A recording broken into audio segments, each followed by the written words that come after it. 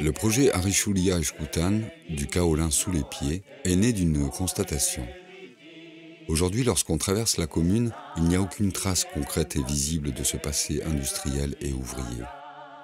Pourtant, l'exploitation jusqu'à l'épuisement de ce précieux minerai a débuté vers 1834 pour s'achever en 1971.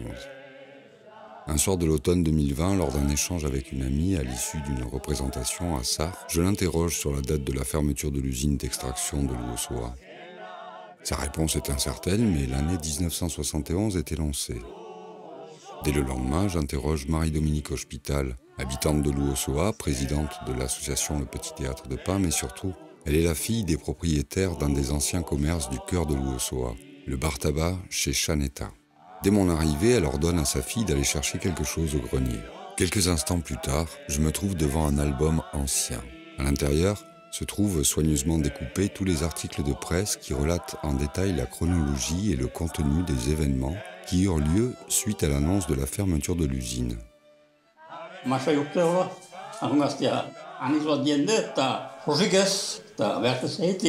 Nous, les jeunes, avec les wagons, on sortait la pierre dehors et les vieux, ils piochaient. À la carrière, on faisait plutôt transporteur de wagonnets. Les graviers, quoi. C'était le phosphate, quoi. À l'usine, il n'y a pas de masque, il n'y avait rien. Mais alors, c'était un nuage, quoi. Les poumons, tu les perdais à l'usine, là où on faisait la farine, il y a 6 mois. Baigné dans le parfum du vieux papier, je plonge au fil des articles, 50 ans plus tôt, de l'histoire humaine et ouvrière des habitants de Luosoa.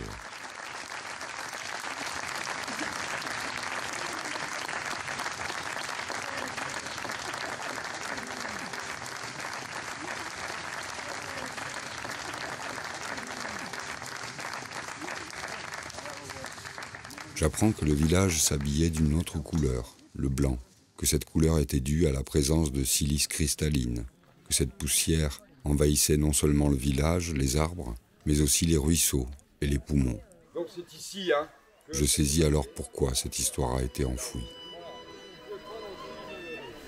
Quelques jours plus tard, je me présente à Jean-Pierre Ariette, maire de Luosoa, et je lui confie ma découverte, mon émotion, ma curiosité. Pourquoi ne sommes-nous plus au contact de cette histoire qui a duré près d'un siècle et demi ? De ce passé industriel, ouvrier, paysan, qui a exploité jusqu'à l'épuisement à la fois le précieux minerai et la non moins précieuse main-d'œuvre qui se trouvait là. Nous écoutons aussi ensemble la chanson d'Eñaut Etxamendi et Eñaut Larralde, Luo Choko Kantua, écrite la veille du Cantaldi, le concert de soutien donné le 9 octobre 1971.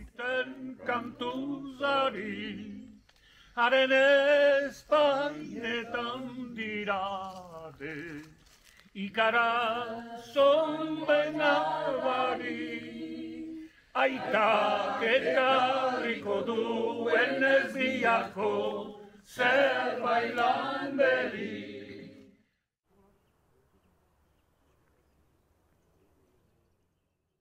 Le projet et sa morphologie naissent ainsi d'une urgence. Le projet sera à très court, moyen et très long terme, pour lui permettre de prendre vie au plus tôt et de se déployer sur un temps long. Temps nécessaire au travail de recherche et à la structuration des nombreuses ramifications qu'il comporte. Autrement dit, c'est un projet qui s'ancre dans le passé, pour demain, après-demain, et les 50 prochaines années. Zer ikasi duzu beraz? Kaolen historia hau eta nuntik nora eta historia gogor bat ere, langileen historia hau eta biziki polita zen jendie horren ikustia hor, memoria atxikitzeko. Zerbait ikasi duzuzuk kaolinari buruz? Bai, justuki gauza hainitz, nekien gauza handirik, eta hoiei esker ikasi ditut bai gauzak.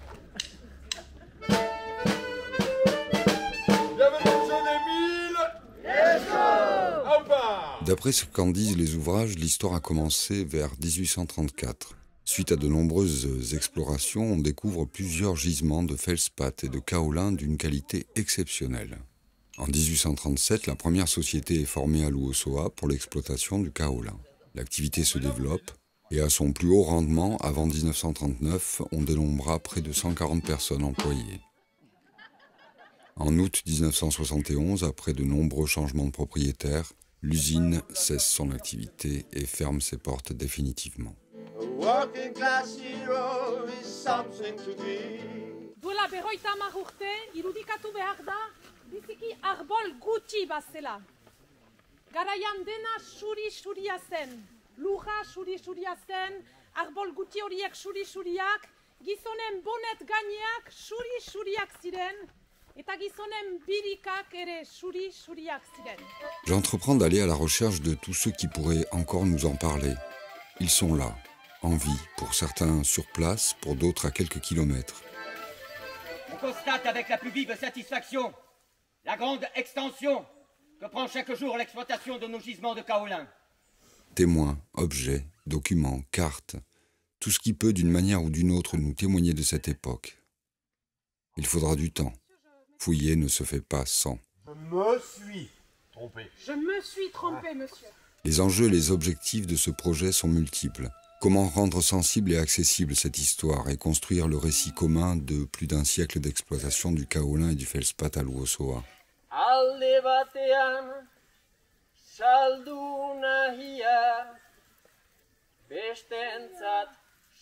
Il nous faudra favoriser la mobilisation de tous les acteurs locaux, élus, habitants, collectivités, producteurs, comme un devoir pour la mémoire, en s'adossant à la richesse patrimoniale existante, afin d'imaginer comment la raconter aux plus jeunes, la réhabiliter sur le terrain, la valoriser et la réorienter vers de nouveaux usages. Le projet se construit et s'imagine avec la commune, les habitants, le tissu associatif de Luosoa et la troupe du Petit Théâtre de Pin.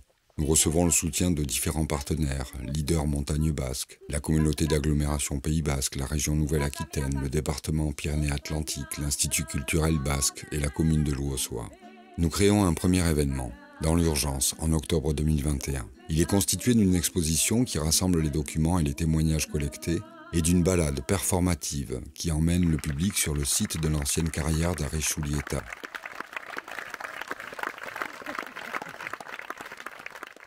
Durant l'année, je constate que je ne suis pas le premier à m'intéresser à cette histoire. L'Institut culturel basque a déjà collecté de nombreux récits à travers le projet Eleketa. L'ancien maire de Luosoa, lui aussi, a fait ses recherches. Je rencontre, enregistre et photographie d'anciens ouvriers, mais aussi l'auteur de Luochokokantua, Enyauté Chamendi, qui assistera aux 2 premières éditions, puis un géologue qui m'explique pourquoi et comment ces filons de kaolin se sont retrouvés là. En sa compagnie, nous explorons des galeries souterraines. Je mets les pieds sous terre pour la première fois. Après la première édition, nous initions Nundaklik, une des nombreuses ramifications du projet, qui propose de s'intéresser aux anciennes cartes postales de la commune et de retrouver l'endroit où le photographe s'était posté pour faire sa prise de vue. En première intention, nous travaillons avec les enfants de l'école de Luosoa, sous forme d'atelier d'initiation à la photographie argentique. La deuxième édition s'enrichit de toutes parts. L'exposition, avec de nouveaux témoins et de nouveaux documents, mais aussi la balade performative, qui est au fond à la fois une carte blanche proposée à des artistes locaux, amateurs et professionnels, mais aussi un défi, celui de créer une proposition artistique et pluridisciplinaire, théâtre, musique, danse, poésie, bertchoulali, art plastique, en 3 jours, durant la semaine qui précède l'événement.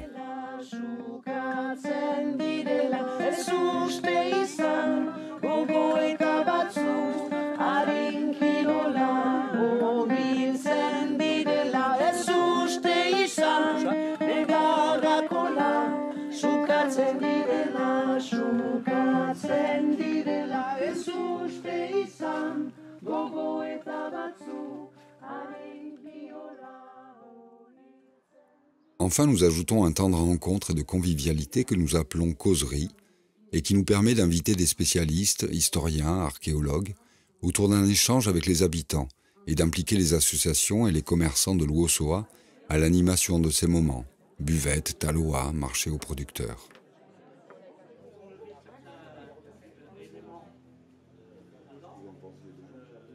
Chaque édition voit sa petite nouveauté, ainsi la 3e s'enrichit d'ateliers d'initiation à la céramique, animés par la céramiste du village, et avec comme matière première le kaolin local.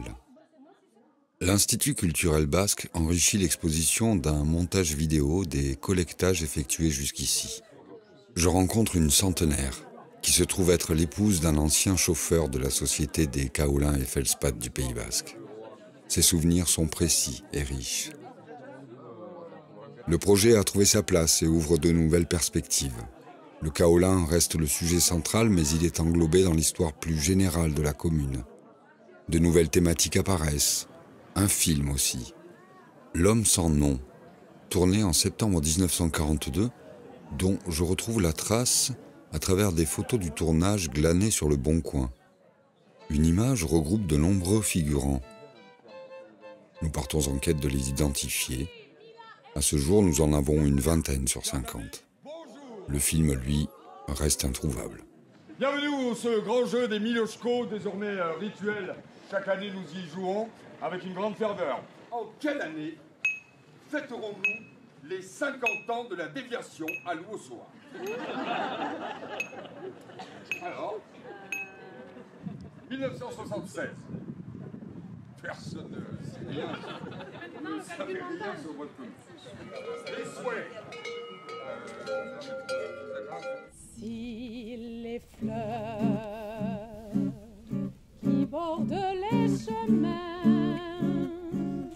tu restes mon bonheur, petite fleur.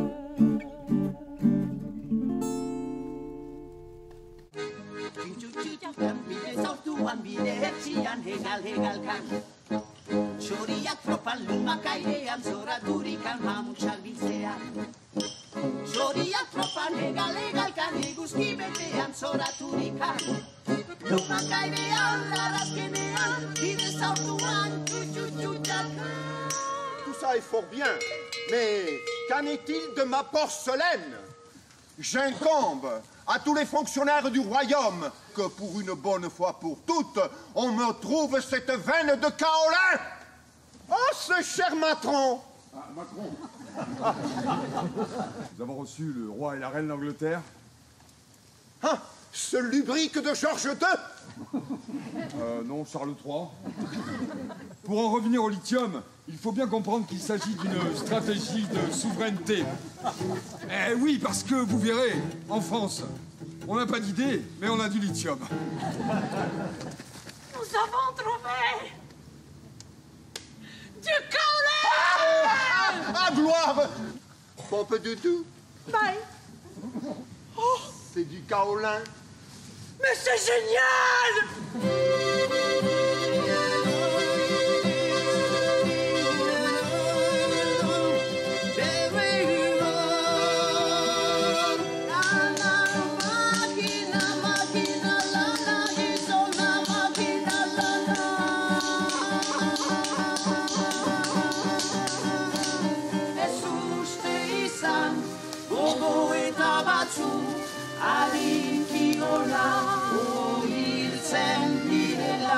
Les êtres ne sortent pas dans le jour extérieur.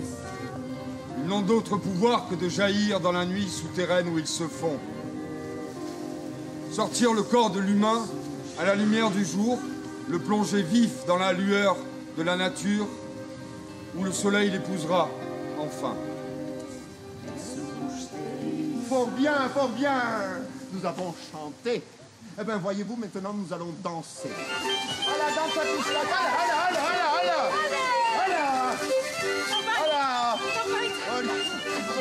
La goudou. Voilà, c'est des rats.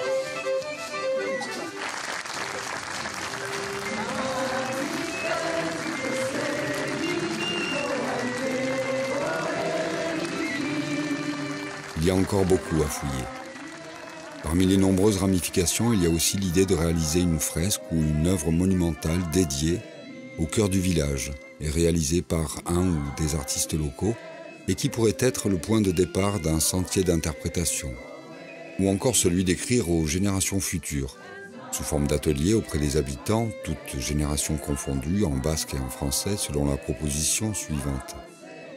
Si vous aviez la possibilité d'écrire une lettre aux générations futures, que souhaiteriez-vous leur raconter de vous aujourd'hui, de votre commune, de votre passé, de ce que vous imaginez pour l'avenir?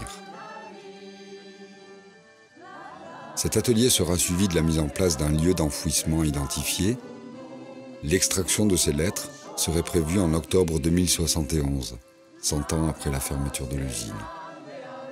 On imagine aussi en ce moment un repas blanc. Bref, tout cela n'est qu'un début.